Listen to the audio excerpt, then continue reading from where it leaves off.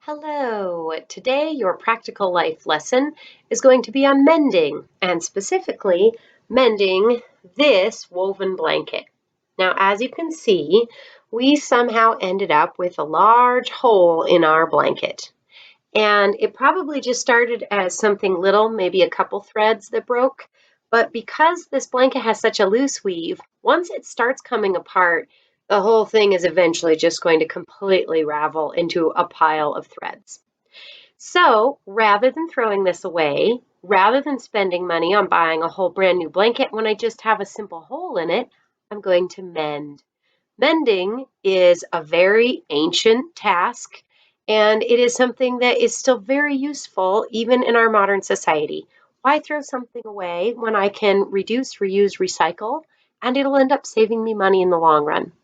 Now, if I was just doing this for my own family, I would actually put a big fun patch on it and make it bright colors and really have fun with the mending.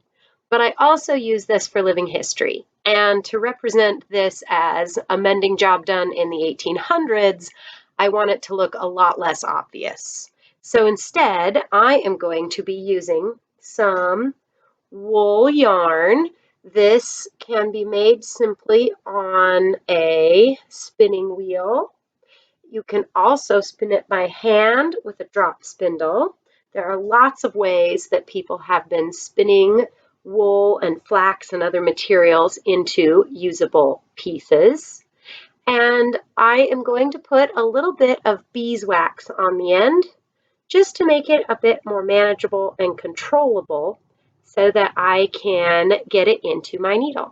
So just plain, simple, regular, everyday bit of wool and plain, simple, regular, everyday bit of beeswax. And now I'm going to use a metal needle. This one is a pretty good size needle, and it has a little bit of a pokey bit at the end here. It is not completely blunt because I am going to do a bit of sewing as well as weaving.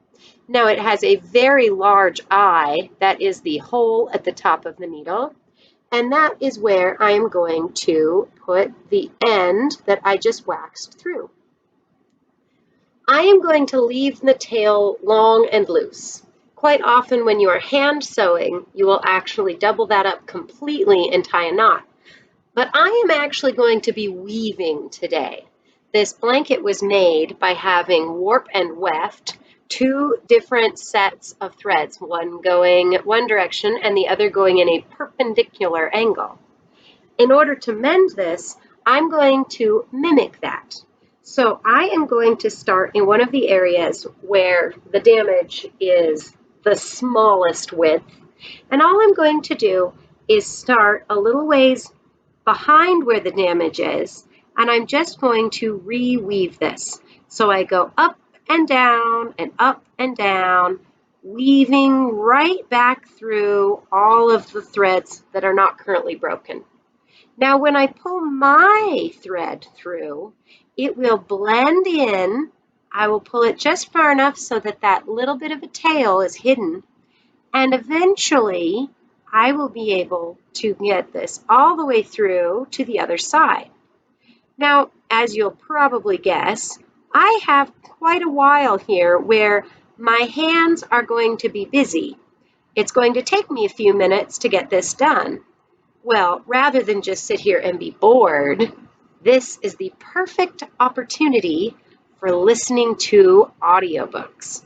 So while I work, I am going to enjoy listening to an audiobook, and I will go ahead and speed up the process for you who are viewing this, because that way you can have a lovely sense of accomplishment and a feeling like you've done something much, much faster than it will take me here in reality.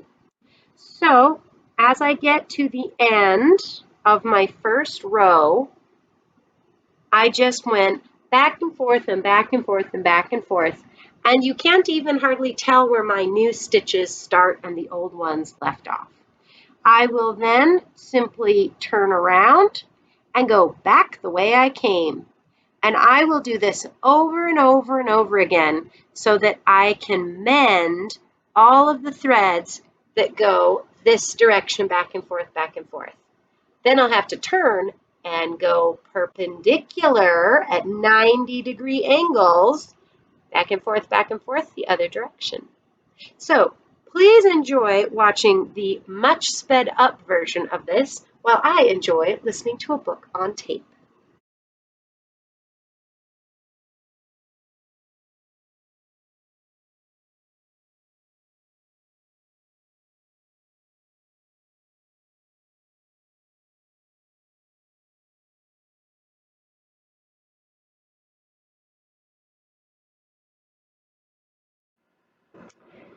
And here we are after a few more rounds.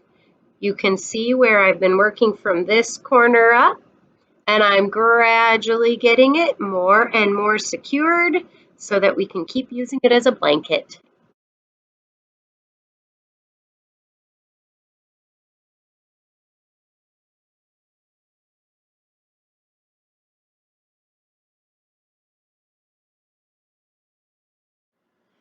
I now have been able to take all the loose ends with only a couple of the shortest left, and I will very shortly be able to knit those all back in with my over-under stitches, which is good because I am getting very close to running out of what little bits of wool I have left.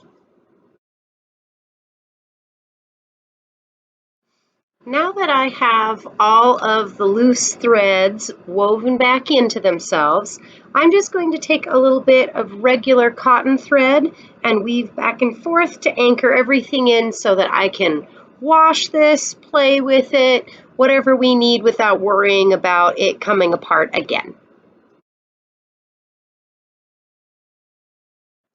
Here I have prepared my thread, and all I did with it was use the same beeswax to go over it several times. I have it folded in half all the way to the end, although I didn't actually put a knot in it because I'm simply going to secure it by going back and forth, back and forth, back and forth, and then pulling it through so that I won't have a tail sticking out.